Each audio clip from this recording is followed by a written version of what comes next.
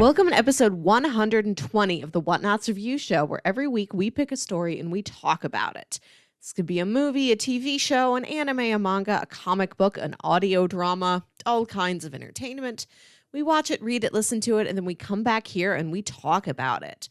My name is Melissa Wilkinson, and I am joined, as always, by Kyle Springer. Hello, that's me. That's you, Kyle. Yeah. The first time, I want to say in like 5 years of me podcasting, I had so much to do yesterday that my voice started to hurt, like my throat started to hurt. That's because we had two podcasts in one day, and then I did like two like little interview kind of things for some potential new hosts for one of our other podcasts. And yeah, it was a great day, but by the end of the day, I was just like, "Oh, my throat is so sore. I hate this." Which it's fine now, but it was just like, Kyle, please stop talking, shut up. That's never happened to me from only podcasting, but it would happen when I was training somebody at work, and I would talk all day, and then I would come home and have to do a podcast. Yeah, it sucks sometimes, but I am excited to be here. We're going to be talking about a show that I am oddly surprised at. What are we talking about this week, Melissa? We are talking about a Netflix show called Midnight Diner Tokyo Stories. I pitched you several live-action Japanese movies and TV shows. As I've said, we've covered anime, we've covered manga, but never any live-action Japanese entertainment. And I wanted to honor the country now in place of when the Tokyo Olympics were supposed to happen. Sure. Now, let me ask you this. I'm realizing we may have made a mistake. What? Did you watch the first season of Midnight Diner Tokyo Stories, or did you watch the first season of Midnight Diner, period? I watched Tokyo Stories. Okay, because I watched Midnight Diner Season 1, just the Midnight Diner regular one. But I think we can still talk about this, because I think this show is great, and I still want to sit down and talk about how great this show is. So we watch completely separate shows. Well, it's the same show, but technically the season you watched is season 4. So it started with just Midnight Diner, and it did 3 seasons, and then Netflix bought the rights to it and changed the name, and they did 2 more seasons under the name Tokyo Diner or Midnight Diner Tokyo Stories. But were the first 3 seasons also in Tokyo? It's the same location. It's the same diner. Yeah. So it's the same thing. The show is basically this like anthology kind of series about this guy who operates this diner that is only open from midnight to 7 a.m. And he has like one thing on the menu, but his customers will come in and they can order whatever they want as long as he has the ingredients. And it ends up being this like anthology show about the customers that come in and buy food, and it's like their stories of like how they connected to the food that they got, or some kind of like memory related to the food and stuff. I'm assuming it was the same thing for you then. Yeah. Okay. Yeah. To give my like general, I'm super excited to talk about this show. if you cannot tell, when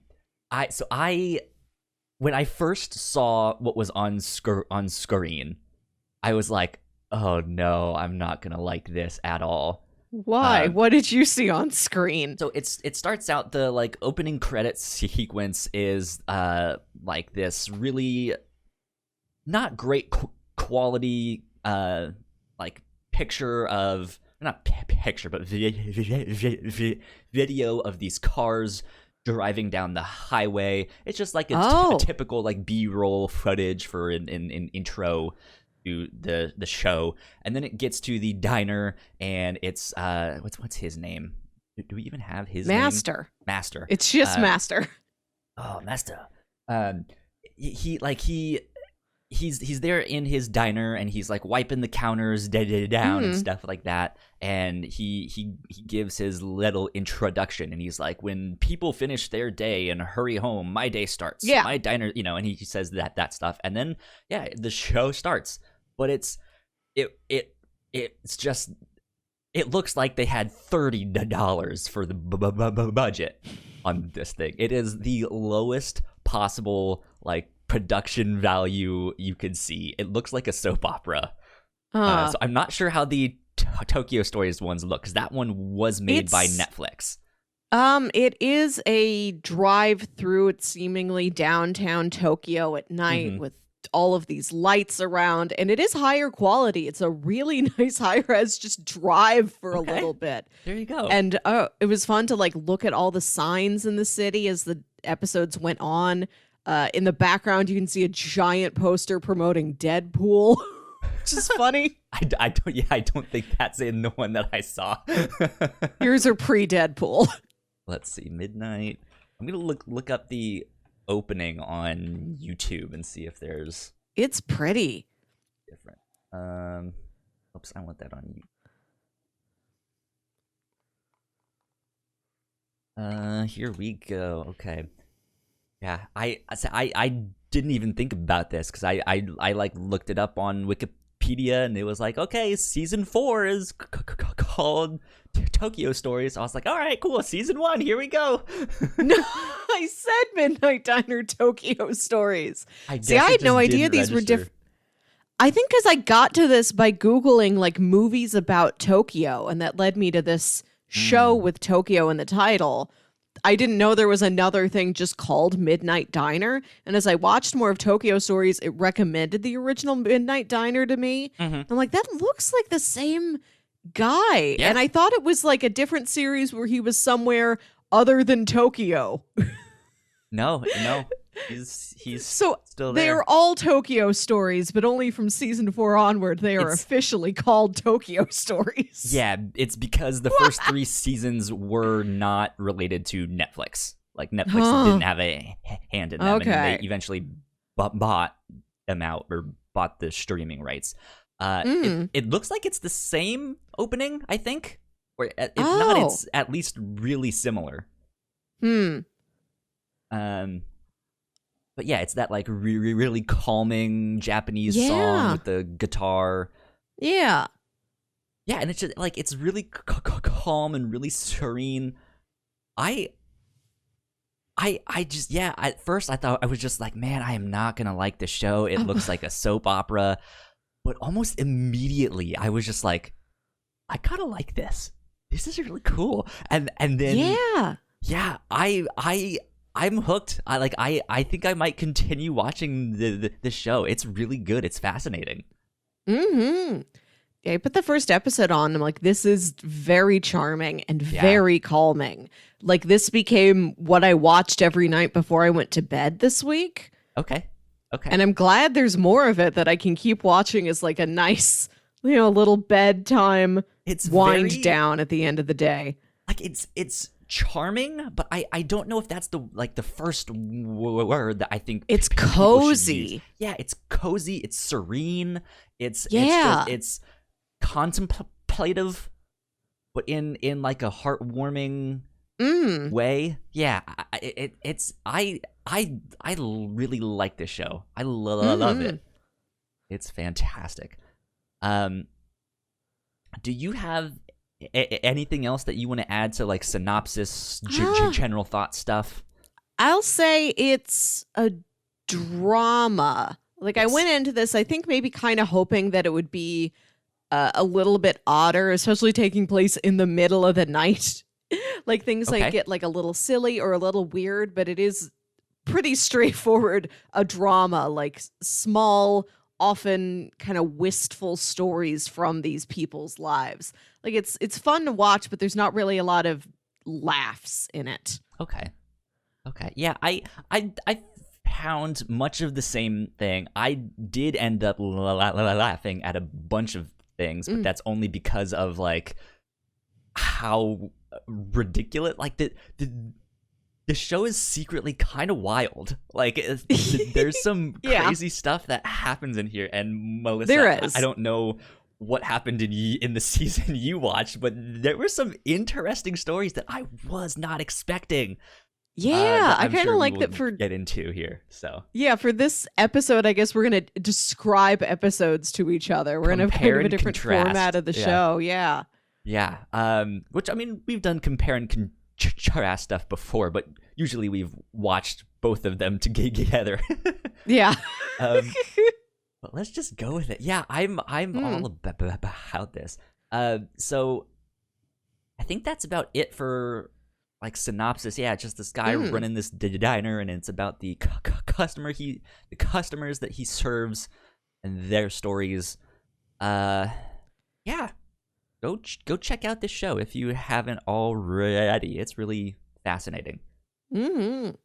Let's get into a little bit of housekeeping, and then we will get into spoilers and start spoiling things for each other. Right? Yeah. So if you did not know, we have multiple podcasts here at the Whatnauts.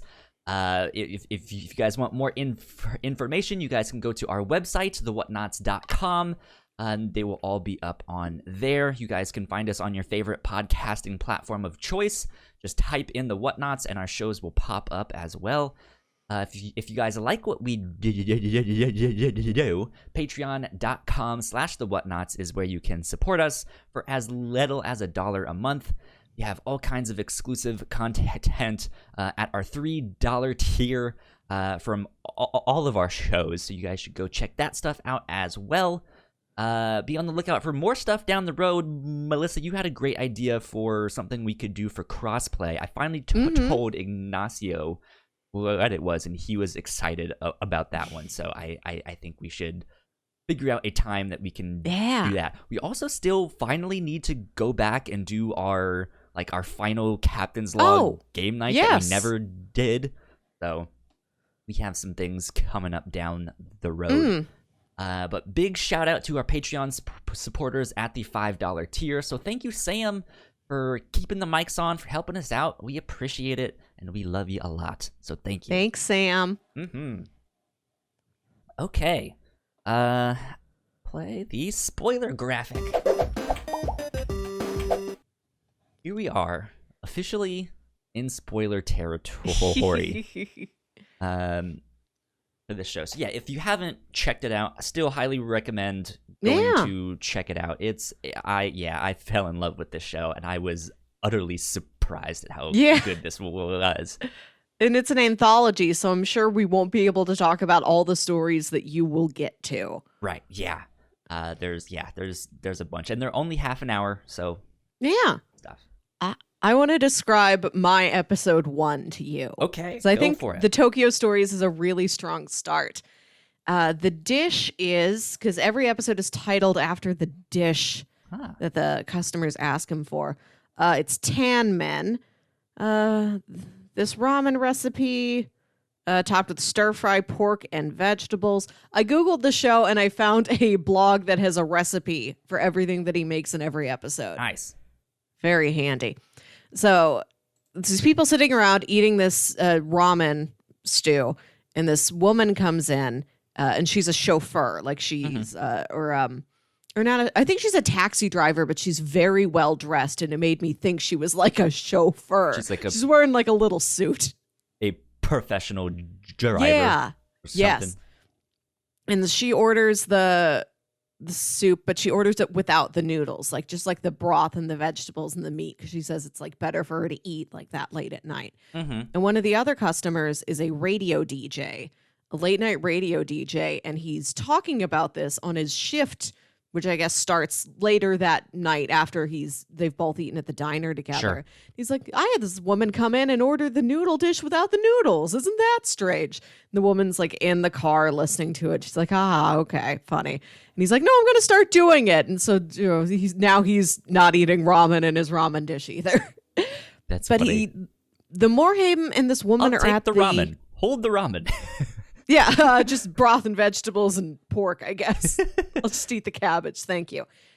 The more him and this woman are at the diner at the same time, he keeps looking at her and he's like, she looks familiar. Do I know her from somewhere? Mm-hmm. And he realizes she was one of the lead shonen, not shonen, the Sentai. She was one of the lead Sentai in his favorite like Power Rangers type show. I gotcha. From like his teenage years. He's like, oh, I know her. That's, the Ninja Red Maple, whatever her name was. Sure. He's like, I loved that show. And he brings this up on his talk show. He's like, I loved the show when I was a teenager. I think I just ran into the actress from it. I haven't seen this. I don't know what happened to any of the cast. And he wants to bring up attention to the show again because it seems like it's something that's kind of been forgotten. Sure. He's talking to one of his friends about like, let's do a fan, like a fan broadcast for this old Sentai show. Sure. And like, what happened to any of the actors? And then the chauffeur woman comes to him and she tells him that she was in love with like the lead actor on the show who became a trans woman. Mm-hmm. And so she didn't want the radio DJ to like dig into what happened to all these actors. That past and stuff, yeah. Yeah, and kind of reveal what happened to this woman without her saying she wanted her story out there. But then at the end of the episode, she is still in touch with this woman, and then she goes on the radio DJ show like, hey, you knew me as the ninja flying squirrel, and she's like does the voice of like the old line she used to do. That's great. Yeah, I thought that was a really neat opening, like a really odd, specific story that I feel like it felt very Japanese to me. Like, I don't know if you could do that same sort of story with just like the American equivalent of that show. The fact that it was like a Sentai show, I think made it, gave it this really specific, authentic kind of interest to it. Yeah. Yeah, I mean, you could do an American version, but I don't think it'd have that same effect, right? Yeah. Oh, I found somebody from the equivalent of a Dawson's Creek. Let me ask you this. In the season you watched, what was the, like, wildest episode? Because I'll be honest, there were some wild things in season 1. This was my other favorite episode. Like, when I was watching this season, I loved episode 1. But then I found that the other episodes weren't quite as quirky, or they didn't have quite the same kind of charm to them. They were like smaller, more straightforward, dramatic stories. I still enjoyed them. Gotcha. I'm like, oh, nothing else feels like the first episode to me. Probably because I don't know for sure, but this might have been a show that had a bunch of different writers that it went through for all these episodes. Potentially, yeah. But there is an episode. Let's see. The dish in particular is... Oh, this is episode 6, Plum Wine. So it's about this man who comes into the diner and his mom died like the year before. Mm-hmm. And she would like preserve these plums and make this plum wine. And he's just eaten like the last of it. He's like, oh, I guess my mom's finally really gone. I've eaten the last of all the food that she had preserved and prepared. Okay. And then he's having these dreams where his mom's ghost is like beckoning to him from outside the house, like, let me in. And he's freaking out. Like, he doesn't know, like, apparently his mom is some unfinished business. He can't figure out what it is. And I think he also has like a minor health scare or something where he's okay, but like he's in the hospital. It looks like, according to Wikipedia, the episode 6 that you're talking about, it says he's a diabetic insomniac. Yes. Oh. So he gets I think he just gets diagnosed with diabetes. Like, this is when he Okay. finds out he has it, and he's in the hospital for a couple days. And this makes him comprehend his own mortality. And he's at the diner, he's talking to the master and all these fellow diners. And he's like, what is going to happen to my porn collection when I die? Oh man, yes. And he's like, master, he lives nearby. He's like, master, you know where I live. When I die, please go in, take all of my porn, get rid of it. And they're like, why don't you get rid of it now? And he's like, there's some very rare items in there. He refuses to get rid of it while he's still alive, but he wants it gone as soon as he's dead. He just wants him taken care of. Yeah, and his mom keeps haunting him, and he figures out, he's like, there must be something in the house that she's trying to get to. Like, that's what she's asking, let me into the house. So he has some of his other diner buddies come over. They're like searching through the house to find, like, is it a secret, store of cash or something? Does she have like one more jar of plums she's preserving that got left in the back of a cabinet and she wants those eaten? And then they find her stash of porn. Yes.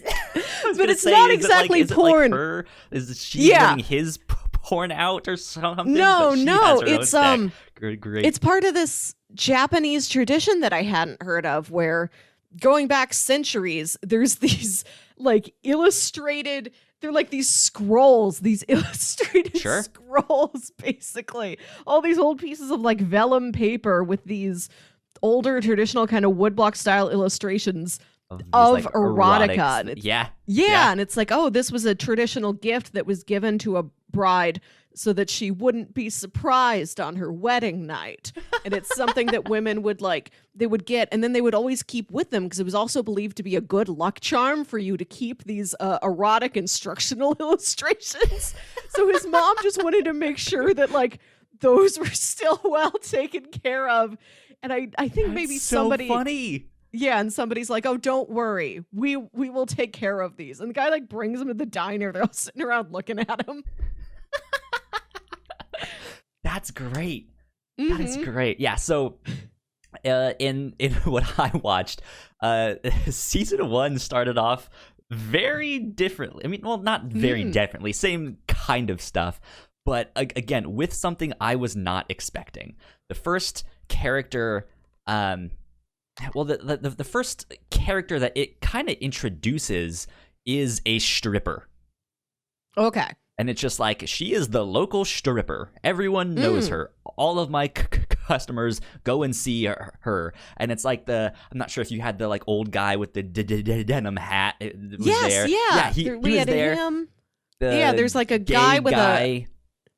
Did you have the gay guy? Maybe there's the guy with the denim hat. There's a guy with a shaved head. There's Rumi, who's this real sharp businesswoman. Okay. Yeah, and then you did have, I don't know if it was a man who was dressed very effeminately or if it was a trans woman. This character was not spoken about. So there was a trans woman who showed up, but there was also a gay guy. Maybe. I don't know if I know that character then. Is it it's a very small, older actor with a bald head. He's wearing bright pink clothing, kind of bold accessories. I mean, they had on different outfits and stuff through each of That's this a character stuff. So he had earrings and stuff, but he was an older guy, kind of smaller. Yes. Stuff like that. So that might be him. But the first character that they introduce is this stripper. So it's just here's this show that I don't know if I'm gonna like yet. It looks like it's bad quality, but it's this calming music. It seems okay, this is kind of cozy, and it's here is our local stripper. I was just oh God, what is this? There's also an episode, not to cut you off, sorry. Sure. I'm gonna not go into as much detail with this one. It's Sauteed Yam is the episode. Okay. And there's a porn star who comes into the diner, and his name is had that in season 1. Mr. Right, is it Erect Oki? Yes! Right, we had a repeat. Yeah, a repeat customer. It was great. I'm glad to hear that these are repeat characters, because there's a couple of them that are in most of the episodes, but like Erect Oki was, I think, maybe only in one. And I didn't know if like that was the one that I was just like, Melissa, this is wild. Right. Like, I don't know if this is a guy who I'm supposed to know, but it's good to hear that Erect Oki has always been there. So, all right. So, I have to say, the first episode, they introduced that stripper, but it ended up being about a Yakuza boss that was in there. His name was Ryu. And he ended up getting stabbed at the end of episode 1, and so he didn't come back until like episode 9 or 10-ish there. Ooh. But yeah, so then, like I think it was. Let me see, which one was it? Is it potato salad? Yeah, potato salad. Episode simple 4. And yeah, there's this guy who comes in. He's just like, I would like potato salad. And he sits there and he eats his potato salad and he leaves. And then he comes back another day and he's in there when more people are there. And they kind of recognize him. They're just like, wait a minute. I know you. You're Mr. Erect Oki. I saw you last night. I was watching one of your videos. And it's just like, it was just like, at first you're like, I don't know who this guy is yet. And he's like, yeah, you're an incredible porn star. And I was just like, oh no, this is wild. Melissa, what are we watching? And yeah, and it's like one of the things that I kept seeing on the Netflix rating, where it like rates the show, is that it was rated mature. And it said for nudity and smoking. And I was also for mine. Yeah, I was just like, I don't expect any nudity in this show. And then here comes Mr. Porn Star, and when it's introducing him, he's sitting there with like 4 or 5 like naked women like right around him, and he's just sitting there like, yes, I am amazing, like blah blah blah. And then you see him in the diner, and he's just this like quiet, like you know, just like doesn't want to bother anyone. But one of the people in the diner, once they finally recognize him, he's this younger guy. He like stands up and then gets to a spot in the diner where he can like bow down on his knees, and he's like, make me your apprentice, please. Please. And he is just begging, like, please, I will do anything. And at first he's just like, no, like, what the hell is happening? But then he eventually is just like, fine, sure, like, you are under my wing now. And so he teaches this guy how to do porn, is the whole thing. And yeah, like, they bring up some interesting questions of like, so when you first meet the talent, like, how do you break the ice? Because that's what happens on set. You don't always know the person, and you just have to go have sex, you know. And so they start asking all of that stuff. They show one of these sets, and then it's the night before the apprentice's like first shoot. And they go into the diner for like a meal, and he's like, we want a stamina boosting meal. And so the master makes him one. But as they're eating, he gets a call that his mom had a stroke. Oh.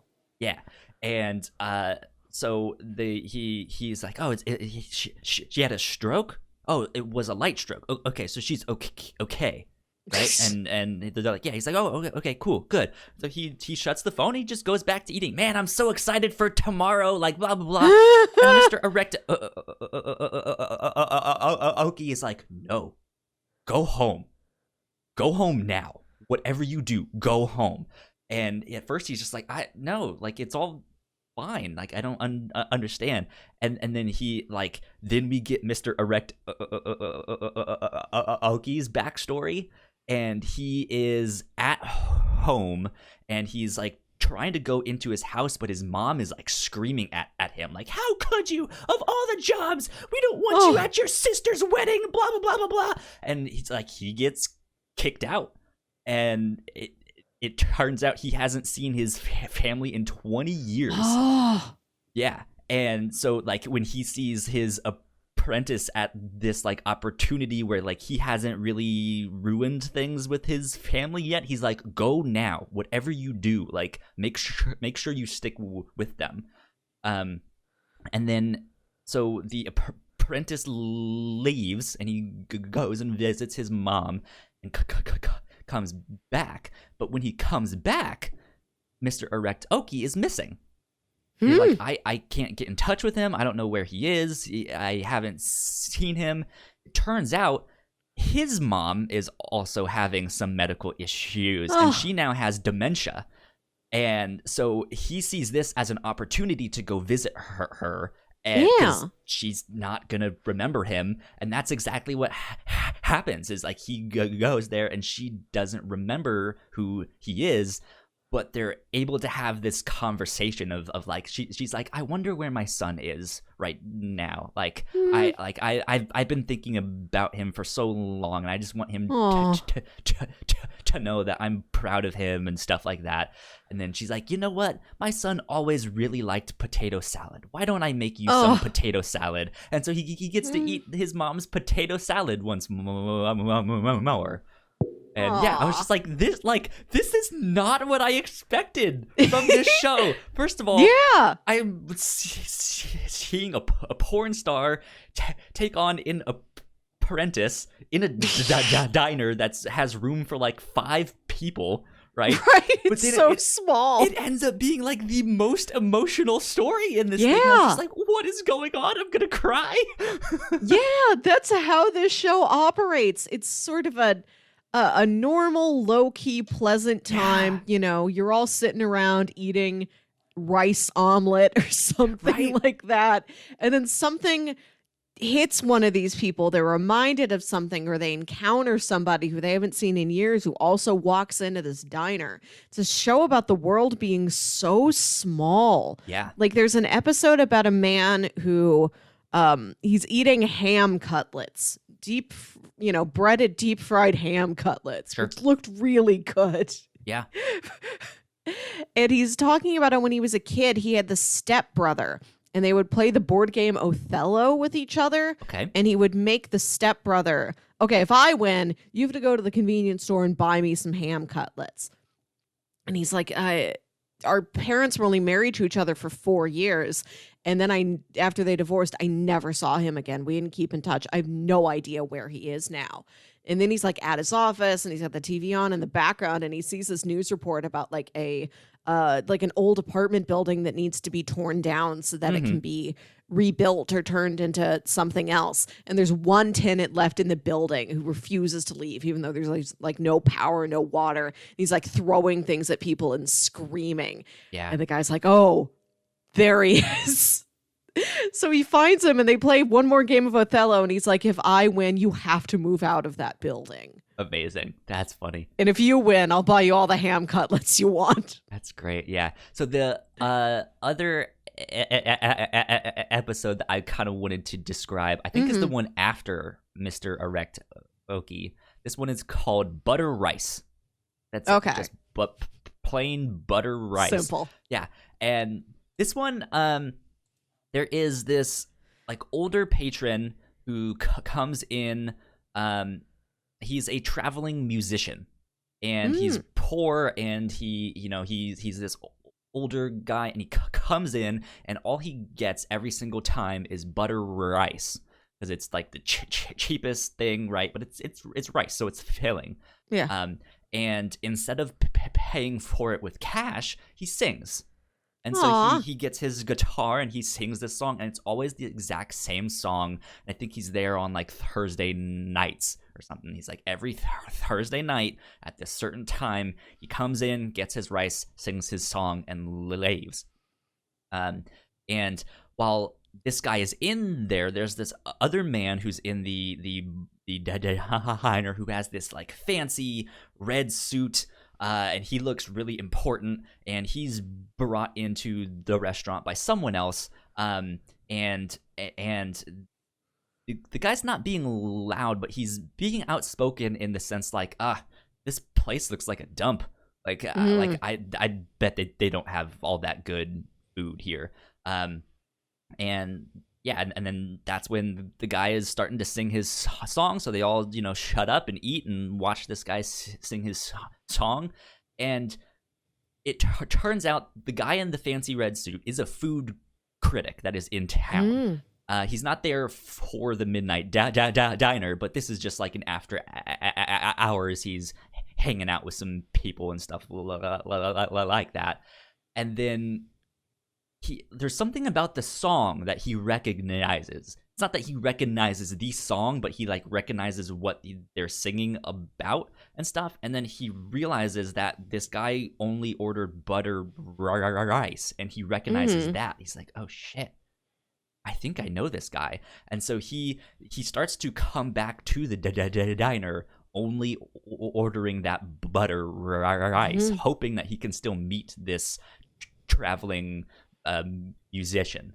And it takes him a month or so, but he stays in Tokyo as long as he needs to find this guy. And it turns out that the musician was his childhood guitar teacher, who had the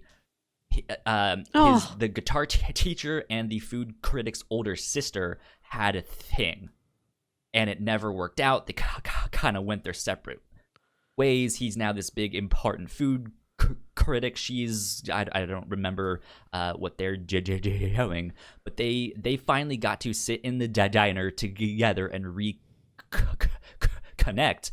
And then the food critic says, "Are you married?" He's like, "No, it's just me." He goes, "My sister is still single. I think she's been waiting for you." And then yeah, it's this like emotional, like, I can set you up with her again. And he's just like the happiest old man, and it's like, this is so heartwarming. I love this. This is great. So yeah, good stuff. And we've got season 4's stories kind of like that. This show seemed like it had a couple basic, and I guess like the diner itself, it is a couple basic ingredients that it's just including over and over again. Like I had 2 stories of I'm suddenly responsible for this child. We had one kind of like that, where this child like showed up and was like, "Hey, I think you're my dad, Master." And Master's just like, what? And it turns out it's not him, but there was another customer that was there that was one of the Yakuza people from episode 1 that didn't show up again until like episode 8 or something. And yeah, this kid just sits there at the diner hoping that his father will come in, because he hasn't met his father, but his father still sends him postcards. And then, yeah, his father eventually comes in, but doesn't realize that that's what the kid is. So there's like sitting there hanging out. The kid is asleep. And then eventually someone like mentions like, "Man, it stinks that we can't find this kid's father. He even has this like note." And the guy sees the note, and he's like, Are you this guy? He's like, you're my son. Like, yeah. And it's just like, oh, this is a great reunion, So Aww, good stuff. good. Yeah, we had some of those. We had some I'm reconnecting with an old flame I haven't seen in a long time. Like there's an episode like that with Erect Oki where Rumi, the businesswoman, and who she brings in, she's this older man and his younger wife. She's like, "These are my finest clients. I keep telling them about this restaurant and they wanted to see it for themselves." And I couldn't figure out what she did. She's clearly some sort of businesswoman, but I'm like, clients how? What do you do? Yeah. So I don't know if that's information you got. But so she brings... At times it seemed like he knew everything and had information. And at times he was just like, I don't need to be in it, Yeah. But she brings this couple in, and the woman kind of looks at Erect Oki. They kind of look at each other. and he like sends her a note, and then they like go for a walk, and it turns out that she married her husband when she was like right out of college, and he was a little bit older, and he'd already had a wife who had passed away due to cancer or something, I think. And she was about to marry him, and it was like, she's like, I liked him, but also he was a prominent businessman, and if I married him, he would bail my father's company out of debt. So she's like, it wasn't entirely a marriage of business, but that was an ingredient in it. And it was kind of why she had to like marry him then instead of kind of feeling things out. And she had signed up. She had done one porn with Erect Oki. And her strategy was like, as the marriage goes on, her husband's going to be able to remember all these earlier loves. She's only going to have him for the rest of her life. Yeah. And she's like, I need one experience with another man. So she does, she becomes a star who does one porn with Erect Oki. And then like she spends one more night with him, and then she gets the call that her husband had a stroke. So these strokes just seem to follow Erect Oki around. Don't know what that's about. I mean, but strokes just seem to and then her husband dies. And she asks him if Erect Oki, if he'll go with her to this storage locker that she had no idea that her husband had. Mm-hmm. So they go to the storage locker, and they open it up, and her husband, and she never told her husband she did this porn. She thought he never knew. They open the door up, and he has bought every copy of that porn they were in. Amazing. That's great. That's great.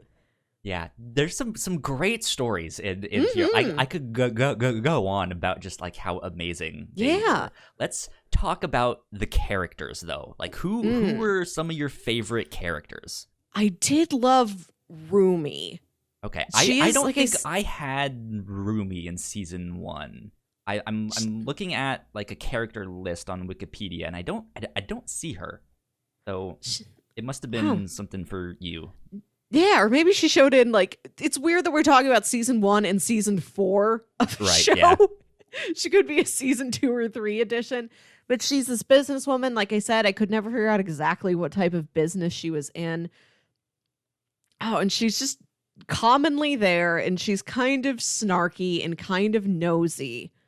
Oh, but in a real charming way. Like, she's very enthusiastic about everything that happens. She always wants to hear a great story. She's kind of a gossip.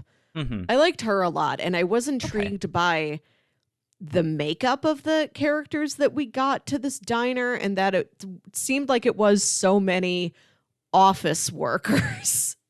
And I know they work late hours in Japan, but I was surprised to see so many people in like fresh professional clothing at what must be 2 a.m.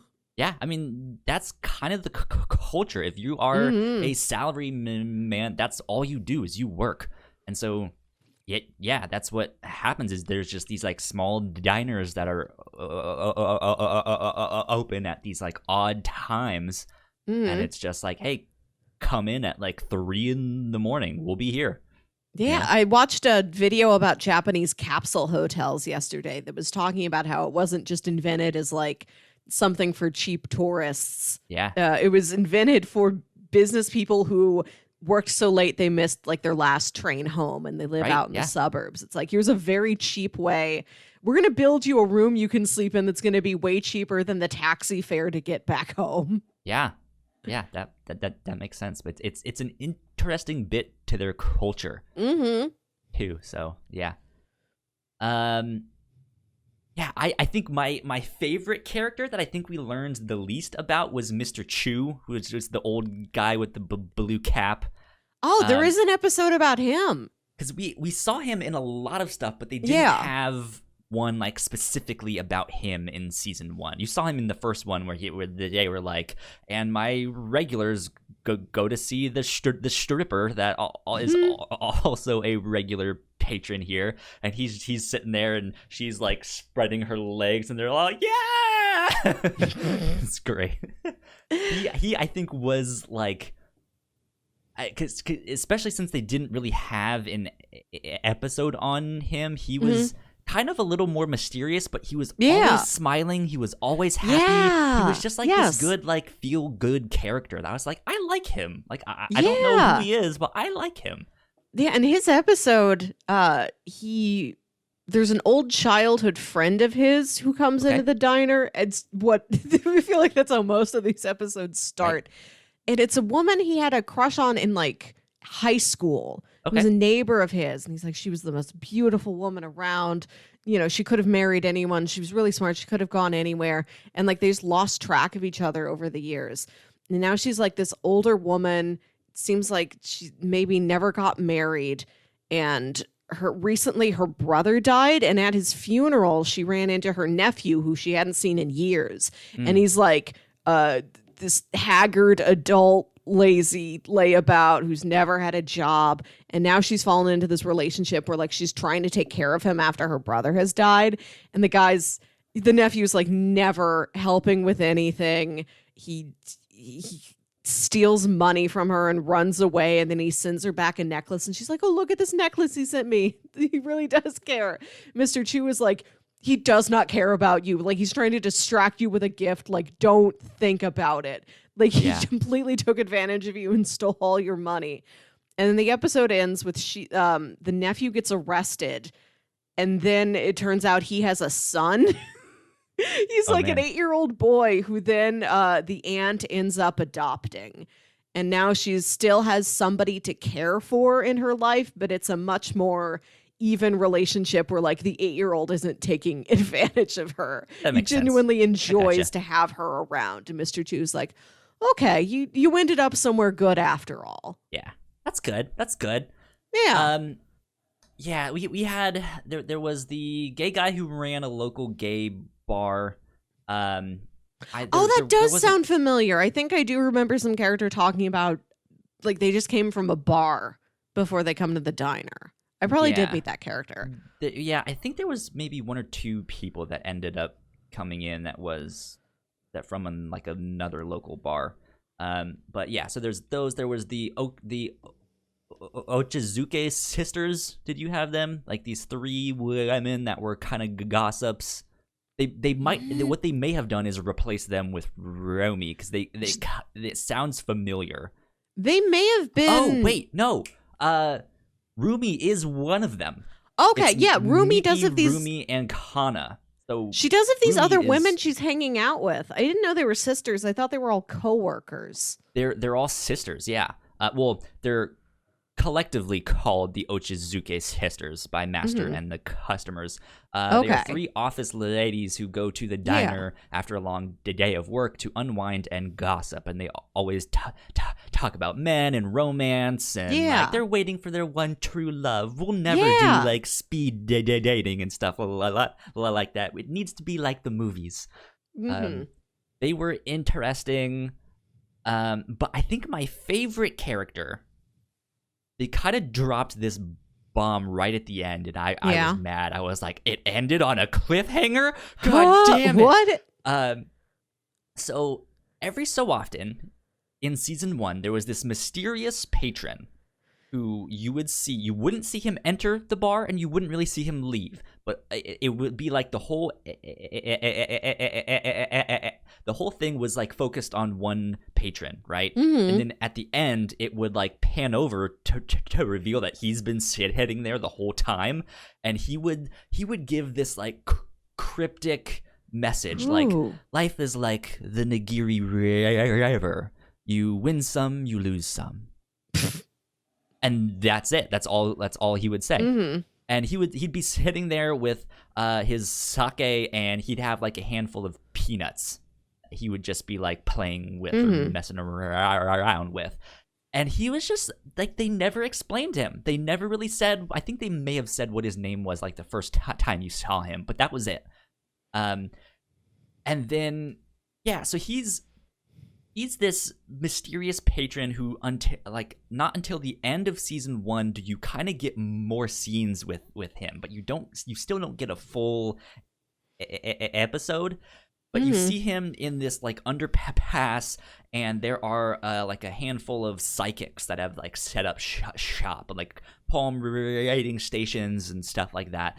And he's sitting at one of them, and they're helping him to be like, oh, like you've already made up your mind though, so I think you know what you need to do, and stuff like that. And he just has this like really deep, pensive look on his face, and he's just like, okay, yeah. And in the episode where that kid shows up, the kid falls asleep on his shoulder, all of that stuff. He ends up making this abacus out of peanuts and chopsticks. Oh, I saw that. Yeah. And the kid is like, "Oh, did you make that?" He's like, "Yes, but be very careful. Like, you can play with it, but be gentle." And then, yeah, like we get this scene where we see him coming into the diner, and he has a suitcase, and Master is there, and he goes, "Are you going somewhere?" And he says, "Yeah. When I get too comfortable, I like to move. Like, it's time for me to move on." So he just came to say goodbye. But before he says goodbye, the thing he says is, I'm sorry for. He says something along the lines of like, "I'm sorry for what I did to give you that scar." And I was like, "Oh, what is this? I want to know more about Master. Let me know." Like, and he just like, that was it. They don't mention it again, and I'm just like, God damn it! I want to know what happened. Master is this very. He's kind of serious. Like he'll kind of smile and chuckle a little bit, but he's very reserved, very stoic. You know, it just cooks. It's very pleasant to deal with. He supports all his customers. Just a really nice, quiet, nondescript guy. But he does have this huge scar across one of his eyes. It looks badass. Yeah, and yeah, like there's no mention of it, and it's just like it's like the last episode, I think, or like the second to last one. And yeah, he mentions the scar, like, "Sorry for what I did to give you the scar," and that's it. And I'm just like, no, don't leave me with that. You can't do this to me. Which is again something I was not expecting, because like throughout the whole season that I watched, that like each thing just wrapped itself up. Like each thing was a story in and of its own.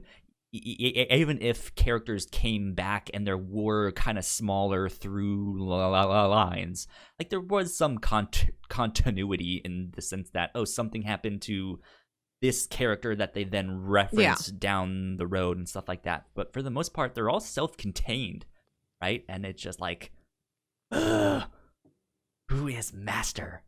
Why does he have this restaurant? So the final episode of my season it's New Year's Eve, and Master is looking back on just various nights he's had at the diner over the years. Like over that year, like in the spring, one of the guys won big at the horse racing track, and he wanted to host this big party, and he like brought in, like, he wanted sushi, like he wanted something chef couldn't actually cook, so he brought in like a guest sushi chef, and they kind of take over the Master's space to have a party. That's funny. And then in summer, like they're all sitting around eating watermelon, and then the power goes out, and then like a Yakuza kind of looking guy, like he's wearing like kind of a tacky suit, and he's got slick back hair and like sharp little sunglasses. That's like Ryu, I think. He's taller and skinnier. Yeah. He starts hallucinating that like when the power goes out that everybody around him is an alien, and he runs away screaming, and there's like blood splatters on the screen. It's like the silliest this show ever got. And I was kind of hoping to get a little bit more like that, because it was so much fun. Like he's looking back on all these memories of the year, and then everybody comes in to eat buckwheat noodles, which is evidently this Japanese New Year's Eve tradition. You have to eat these on New Year's Eve, and like they have to be done by the stroke of midnight. And so everybody comes into the diner. I guess it's open earlier that night for New Year's Eve, because they think they all celebrate New Year's together at the stroke of midnight. But then it's later that night, and everyone is left. And there's like one younger lady there at the diner who like stops, and before she leaves, she tells Master the mistress is on her way. And then you see the diner when like everybody's gone and the Master's cleaning up, and this woman I guess about his same age, also wearing like very traditional older Japanese garb, comes in and just helps him clean up. And then they say thank you. Like, I couldn't figure out who the heck she was.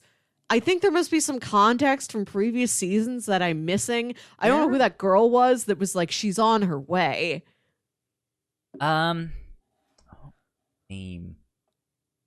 So I mentioned the stripper. She ends up having in episode at the end of season 1. It's episode 9, where there is this older woman in more traditional Japanese garb that comes in.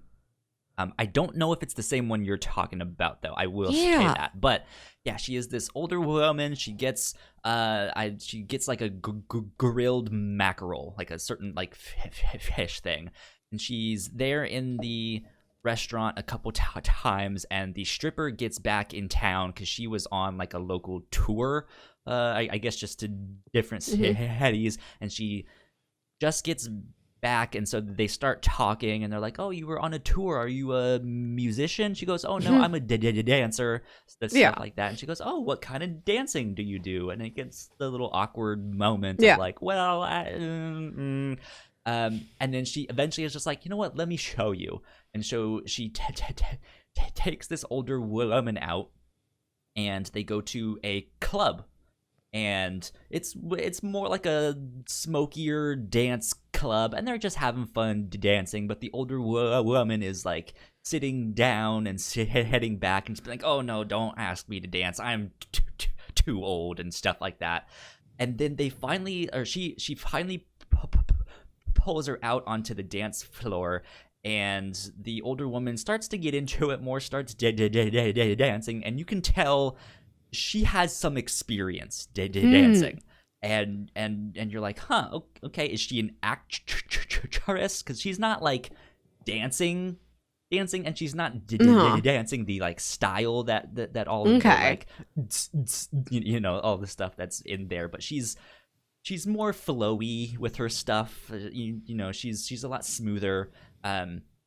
But then, they just have like a night out on the town, and they just end up becoming friends. And the older woman invites the stripper back to her house for one more drink before the night is done. But then it kind of turns, and the stripper ends up taking her to the strip club that she works, and is like, I can't really lie to you anymore because I like you this much. This is where I work. I am a stripper. And they don't really say much. She seems fine with it, but the scene moves on, and then it's them two. I think that next night at the diner again, and someone in the diner then starts to recognize the older woman. They're like, "Yeah, I know you. I remember you. When I was younger, you were one of my favorite strippers." Yeah. And it turns out, she used to be a stripper when she was younger, and she was like a legend. Like, she was one of the best. And it turns out, I think before that's kind of revealed, one of the younger strippers, like exes / like high school, someone she knew in high school is also there, and like says this like really negative comment of like, "Oh, like, well, at least I didn't expose myself to the public and stuff." And this older lady stands up and just smacks him like as hard as she can, and he's just like, "What?" And she's sitting there like, "Sex work is real fucking work. Like, dude, I put my child through that stuff." And it's just this like heartwarming moment to be like, hey, like, don't be ashamed of who you are or what you do. Like, it just just all that stuff. And like I don't remember if they gave her a name or if it was like Mistress or something like that. No. Her name was Rose something, or at least that's what she went by when she was stripping. I don't know. That's so weird, though, because that's like the one thing that I want is like, who is Master? Yeah. You don't get one on him. Again, this is a show with I think 5 seasons, and we've watched 1 and 4. The answers are probably out there, and we just haven't watched the right 2, episodes. 3, and 5 is where the answers are. Yeah, that's where all the hardcore information is. Yeah. That's all the mythology. Yeah. There was a scene that kind of perplexed me where it's always the diner, or you're following the narrative of the people who you've met in the diner. But there's one scene where, like, an episode, it has like this cold open where it's on the street outside of the diner, and it's like this cart that's selling, you've probably seen them in anime, one of those little like ceramic kind of bells that have like a wind chime or like a ribbon with a prayer on it hanging from them. It's a little wooden cart selling those. And I think it's like summer, and he's hanging out with this girl who like wants a drink, and she's like I don't know, but it's a scene out in the city on the streets. The local policeman is in it. Like, there's a couple episodes where there's like a local police station, and there's this like young kind of doofy officer who like monitors everything there, and like they have a little interaction, and then it just cuts to, then the episode starts with the diner, and I'm like, was I supposed to know these characters? Are we getting outside the diner? Are we going to learn about like the whole street and everything that happens there? Like, those people, like, nobody had names. I couldn't tell what was going on. I liked it, but I just couldn't figure out how everything fit together. And in hindsight, it's like, yeah, because you're watching season 4 thinking it's season 1. Interesting. Yeah. So I want to talk a little bit more about the settings and stuff like this, because again, that was one thing that ended up surprising me, because I saw how low budget this show was and how much it looked like it was filmed like on just a DSLR camera, right, with no budget. It surprised me how many like actual locations they went to, like outside of the diner and stuff like that. Like, for the most part, I don't want to say most of it takes place in the diner. You're at the diner a lot, but yeah, maybe like a third to a half of every episode. Yeah, that seems about right. But yeah, in the flashbacks or in these characters' stories and stuff, you would see them at other bars, or other restaurants, or you'd see them at office buildings, you'd see them in the park, you'd see them at school. They actually had a good number of locations. Like, they, despite it being like a smaller budgeted TV show, like, they actually did this stuff. Like, they actually went and did, all of these things, and it was like they didn't really skip out on this stuff, which I enjoyed, because it made the town feel fuller. It actually made it feel like a town or a city. I guess they're in Tokyo, right? But like, there's just this cozy spot that in the midst of like all of these crazy things happening, porn stars over here, strippers over there, enka singers over there, sentai actors over there. Like, there's so much happening, but then it brings it all back down into this like cozy little diner that can seat like 6 people. I think it might be like 9, because it's like the there's Master's cooking kitchen area in the back, and then he has like a little serving area. Yeah, it's like boxed in on 3 sides, so I think it can fit like 9 to 12 people. It's very small. I loved that setting. Yeah, it's like great. It's very small. It's cozy. The lighting is so warm. Everything's got like the sweet golden glow over it. Yeah. There's a little TV in the corner that nobody ever turns on.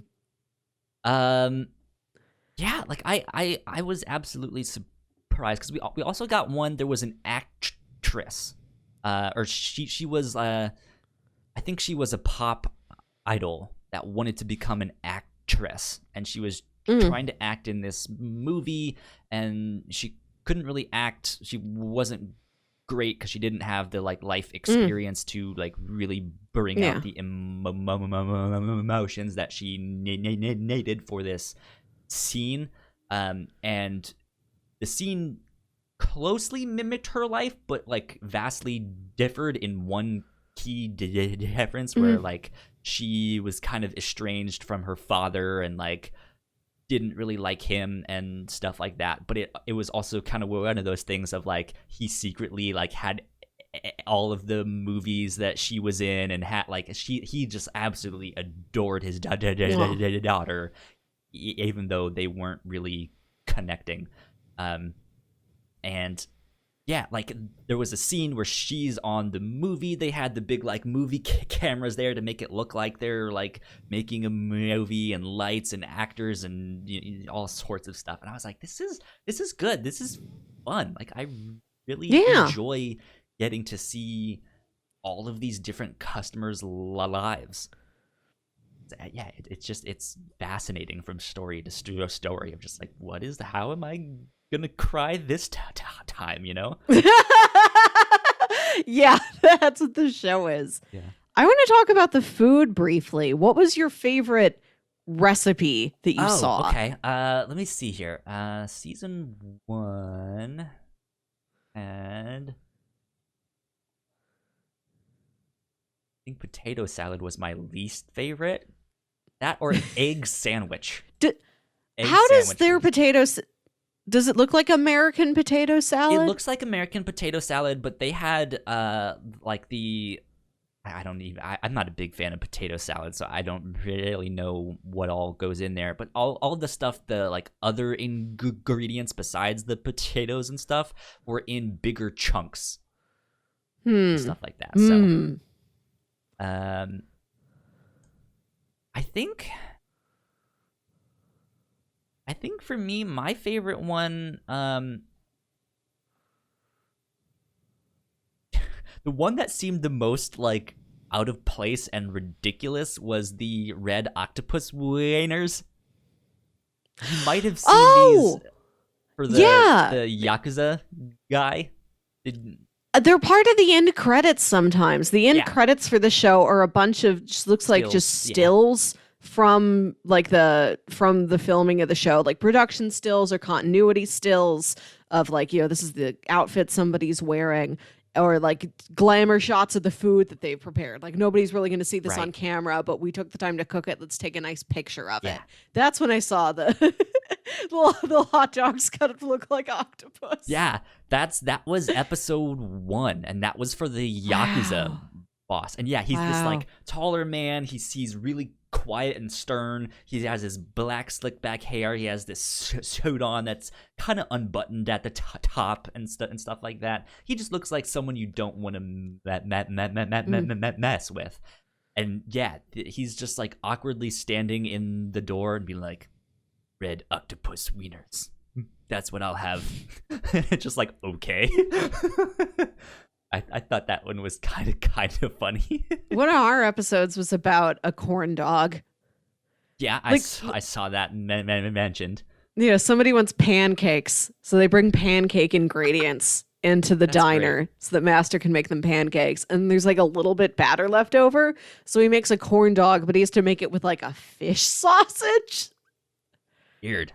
Yeah, my favorite corn dog. Oh man. That does not seem like a good combination. It looks like a normal corn dog. It's got like the little drizzles of ketchup and mustard on it. I think my favorite recipe was the sauteed yam, because it's like this interesting type of yam called a nagaimo. I'm looking up the recipe, and it's cut into these like medallions, and then it's not really sauteed. It's almost like it's pan fried. And it looks simple. It just kind of looks like a potato medallion. But when they would bite into it, the audio made the most tantalizing, like, crunch sound. Like this beautiful, delicate, crisp noise that you wouldn't imagine that food would make just from looking at it. Interesting. That crisp noise is going to haunt me. I need to find a food that makes that noise.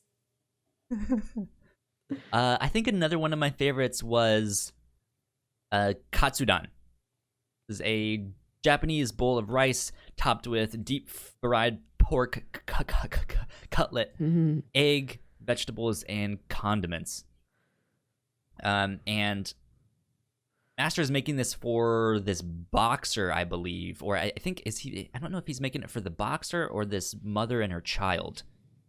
But he's making it for one of them, and the child recognizes the boxer because he's starting to get popular, or something like that. But then the boxer and the mom kind of start having a thing together, and they end up, just like starting a new family together and stuff like that.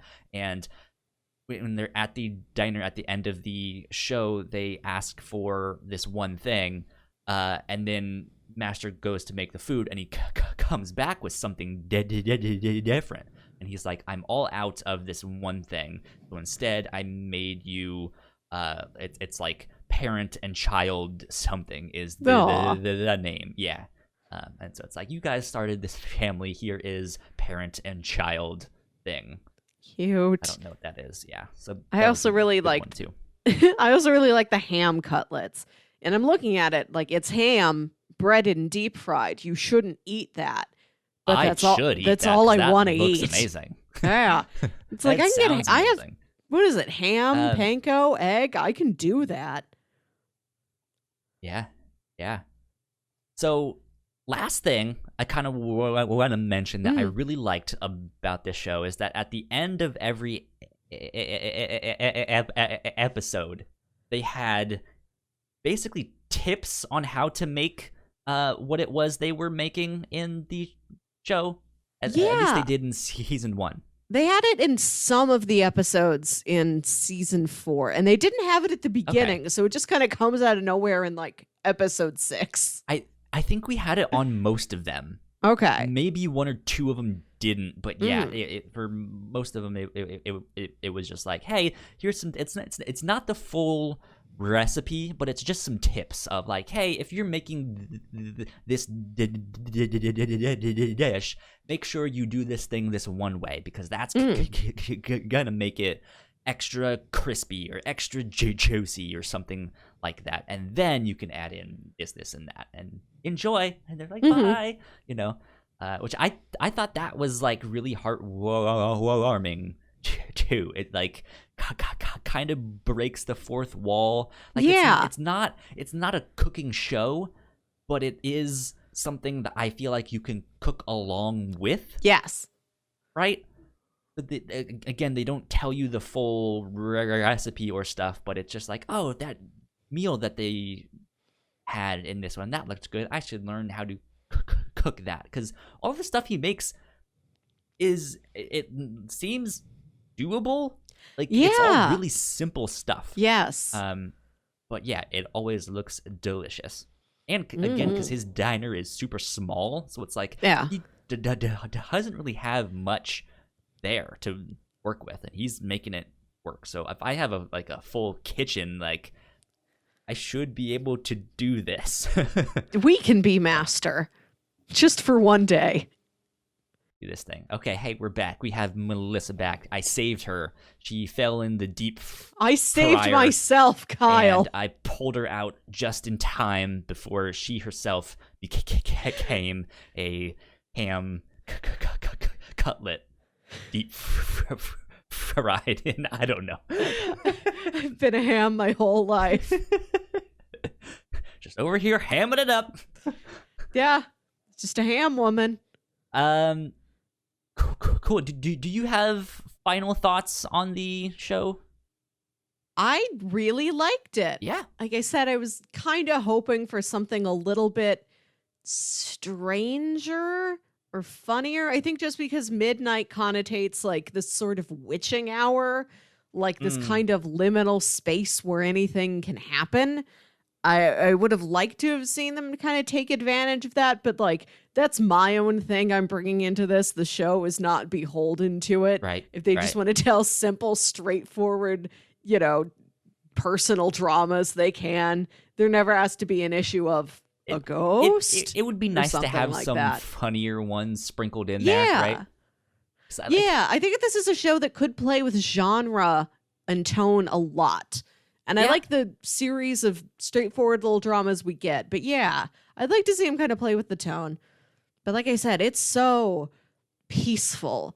I put this on before I went to bed every night, and I'm excited that I have 4 other seasons that I can put on before I go to bed and just kind of drift off to that pleasant, guitar music.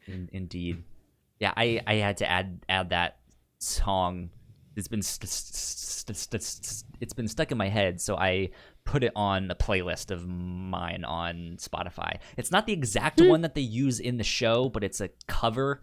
And instead of the guy singing at the end, which is the one I wanted because I like his voice, but it's like a stringed instrument that is doing the singing part there. So good stuff. Good show. Yeah. If you had to recommend something based on the show, what would it be? I actually have a video game to recommend. Is it Shenmue? No. Because I was thinking about Shenmue. No, it is not that one. It's Yakuza. Actually, the Yakuza series. So it's very different in the sense, like we've said, this show is a lot more calm and serene and stuff like that. The Yakuza series is more whimsical and wild and ridiculous, but it's that same kind of thing where you can just go into like a local bar and sit down and eat ramen at this tiny little diner and stuff like. So I felt like this was familiar to me because I've played some of the Yakuza games. And so it's just like, this is nice. Like, if I want more of that, but just to see more of the city and stuff like that, and some of the crazy things that are happening out there, I would recommend playing Yakuza. It's a great game. Good. Something else I would recommend is something we have covered here on the show: Sweetness and Lightning. Definitely, yeah. Indeed. It was not a show for me, not to my taste in particular, but I think it was the cutest show I have ever seen in my entire life. It's adorable. But yeah, it's about this father learning to cook for his daughter after his wife, the daughter's mother, passed away, and he's kind of just been giving her pre-made lunches and stuff like that, and she's kind of sick of it, and so he's like, I need to take care of my daughter. I need to learn to cook. And so it's just this heartwarming story of him being like, let's learn to make this thing, and then next week let's learn to make this other thing. So that was good. It's fun. Yeah, I would recommend those. Very good. If you want to learn more about Japan, there's a show I stumbled across on YouTube. Okay. I don't know where it could be legitimately found. There's just so much of it on YouTube that I just keep finding. Okay. It's a show called Begin Japanology, and I think they did a later set of it called Japanology Plus. Interesting. And it seems like it's just this little half-hour docuseries produced by some Japanese company. And every episode's just a hyper-focus on one part of Japanese culture. Interesting. Everything from the train system to bathhouses to neighborhoods like Akihabara to really specific things like mushrooms. We're going to talk for half an hour on mushrooms in Japanese culture. Funny. And it's hosted by this really sweet old man who he might be part English or he grew up in England. He's just this calm British accent. It looks like it's entirely Japanese produced, but the narrator's also British. Whenever they dub over, and when they're interviewing somebody, they don't put subtitles at the bottom. They dub over their, they play their voices lower and then they play a dubbed version, a translation of it. Yeah. That's all British. It's a very interesting combination of cultures there. But no, it's just a good, informative, relaxing time, and you can learn about all this really specific stuff. Okay. So just look it up on YouTube. I just find a lot of it from various channels. I have no idea when the show aired or where it came from.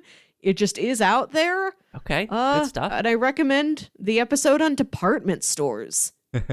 That was really cool. Department stores, Kabuki. Okay, that's an informative one. And there's an episode on amusement parks. And they talk about this one amusement park. It's kind of normal park up in the mountains, Uh-huh. no like particular theme or property to it. But they did this promotional weekend where they turned it into a spa park. Like they refitted all of like the roller coaster cars so that there would be water in them. And you walk around the park in a bathing suit. And so you're like on a coaster, but you're also in a little spa tub at the same time. Like you're going on the carousel and like they're spraying water on you. That's funny. Like it's like they turned it into like a water spa experience. It's like the there's like teacups ride, but they're like spraying you with liquid. Yeah, just soaps. Yes. That's funny. Good stuff.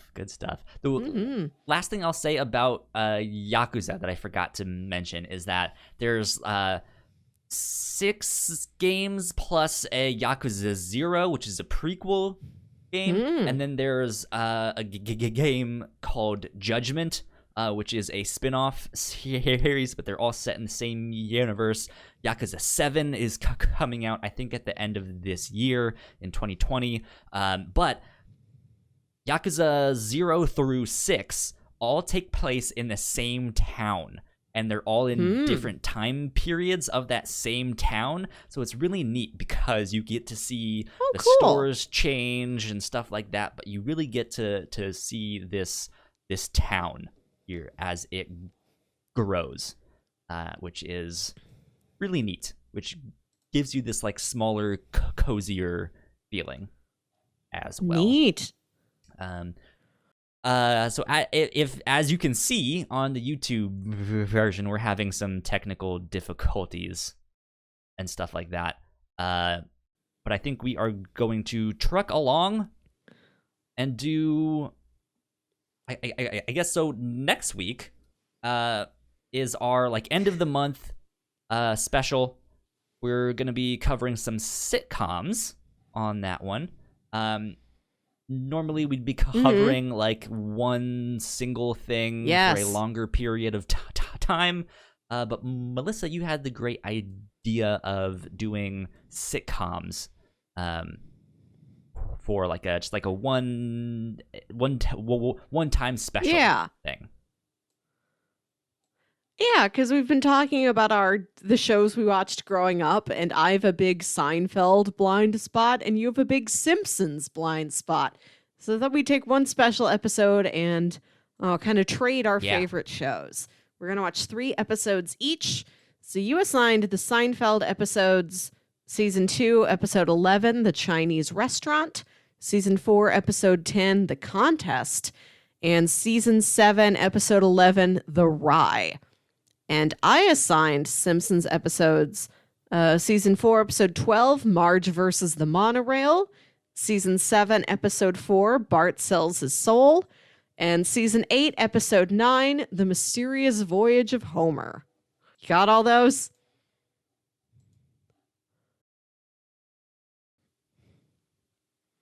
Yeah. Those are the ones that we are going to be covering for this next week. I'm super excited about that. Because like Simpsons to me was always like my friend's older brother's show. Like that's what it was for me. I caught things here and there, but not much, and it was just it was always just out of my reach. It felt like, but Seinfeld was a staple in the Springer household. So that's what we will be up to for this next week.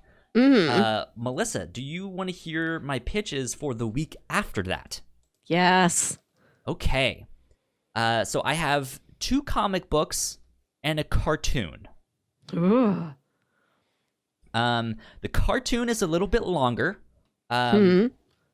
which is why it's a good thing we're kind of pitching it now. It's 19 episodes, but that's what I will pitch first. The cartoon is Tron Uprising. Yes! I have heard great things about this show, but I've never watched it. One of the voice actors is Elijah Wood, Mandy Moore. They're in there. Trisha Helfer is in there. Ooh. All sorts of stuff. But this is a science fiction TV show set in the Tron universe between both of the films. It's set between the original Tron and the more recent Tron Legacy. It's 19 episodes. It's all on Disney Plus.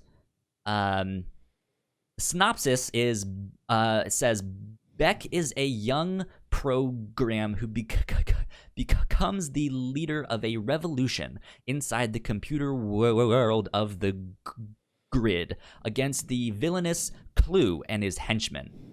A mechanic, he is trained by Tron, the greatest warrior of that grid has ever known. Tron not only trains Beck in the fighting and light cycle skills to challenge the brutal military occupation of the city of Argonne, but also guides and mentors him to grow beyond his youthful, impulsive nature into a courageous and powerful leader. Beck adopts Tron's persona and becomes the enemy of General Tesler and his oppressive forces. That's pitch number 1. Tron Uprising. Let's see. This next one, the comic book, it's also a little lengthier, but probably not as long as this. This is a comic called Casanova, and it's written by Matt Fraction with art by Gabriel Ba. Who actually did the art on the Umbrella Academy comics, which we've covered the TV show on the review show and the Reactor Core, but we haven't covered the comics. But this is the same artist. So this follows Casanova Quinn, a decadent thief and black sheep to the most famous family in global super espionage. He gets kidnapped. When he gets kidnapped across parallel dimensions where survival means masquerading as the greatest secret agent the world has ever known, Casanova Quinn. So I wanted to read all 3 volumes of this book. They're all on Comixology Unlimited. And they're a little bit lengthier than normal, I think, but not by much. So I think we're reading like maybe 15 or 16 issues total. I'm not sure, but there's 3 volumes. I know a lot of people really like Matt Fraction and some of the things that he's done. He's written some great stuff. But I've seen this book in my local stores, but I've never heard anyone mention it. So I kind of want to check it out just because of that. Okay. Being a big comic book nerd, it's like, how come no one has mentioned this book? So interesting. And good old super spies. Love a good super spy. Yes. Last but not least is another comic book. This one is written by Jeremy Hahn and colored. It's written by Jeremy Hahn and Jason Hurley. I believe they must also do the art too, but it's colored by John Rauch. This one is called The Beauty. And I wanted to read volumes 1 and 2. These are also on Comixology Unlimited. This one says, imagine a sexually transmitted disease that makes those infected better looking. A disease people want. That disease is real, and it's called The Beauty. 2 years after The Beauty burst onto the scene, over half of America is infected. Now, it looks like the downside may be far worse than anyone suspected. Detectives Vaughn and Foster find themselves on the front line of the battle against the Beauty, embroiled in a conspiracy they never knew existed. There you go. That's pitch number 3. Pitch number 1, Tron Uprising. pitch number 2, Casanova, volumes 1 through 3. And pitch number 3, The Beauty, volumes 1 and 2. I always feel bad when I pick the first thing you pitch, and then you just keep talking anyway. And I know in the back of my mind it's futile. I'm going to go with Tron Uprising. It's been on my list to pitch to you for a while. Okay, I've never seen the show, but this was airing at the same time as another Disney Channel cartoon called Motor City that I really dug. And I always meant to get into Tron Uprising because the commercials look so cool, but I've never really watched it. I love the Tron aesthetic. This sounds neat. Yeah, I want to hang out in Tron World for the next couple weeks. Yeah, let's go hang out on the grid. Yeah. Oh, interesting stuff. Yeah, I've had this on my list of things to watch for a while because I've heard really good things about this show. It's only those 19 episodes, but I know a lot of people were like, "Where's season 2? Come on!" And it just never happened. So, well, that is what we will do in 2 weeks' time. Don't forget, next week is our sitcom special. Yes. But yeah, I think that wraps us up for this week. Melissa, where can they find you on the internet? You can find me on Twitter and Instagram at Wilkywit. That's WILKYWIT. And you can find me at Yo Kyle Springer on Twitter and Instagram. If you guys want to stay up to date with our shows, we are at the Whatnauts on Twitter. Go like, share, subscribe. Go follow us on YouTube. Right now you can see me and the beautiful Skype logo where Melissa's face should It doesn't be, even have my icon. You can't see the photo I took of myself 3 years ago. No, it just has the Skype logo. It's kind of lame. I'd prefer that photo, but you know. So that is what we will be up to this next week. Go like, share, subscribe, all of that stuff. I think that wraps us up. This has been episode 120 of the Whatnauts Review Show. We will see you guys next week. Bye. Bye. Thank you for checking out our podcast. We hope you enjoyed that one. Leave a comment down below what your favorite thing to cook is. That's what we would like to know. What is your specialty? And in the meantime, go subscribe to our channel, which is right over here in this corner. And go watch one of our other podcasts, which is right down here in that corner. We would appreciate that tons. And until next time, see you then. Bye.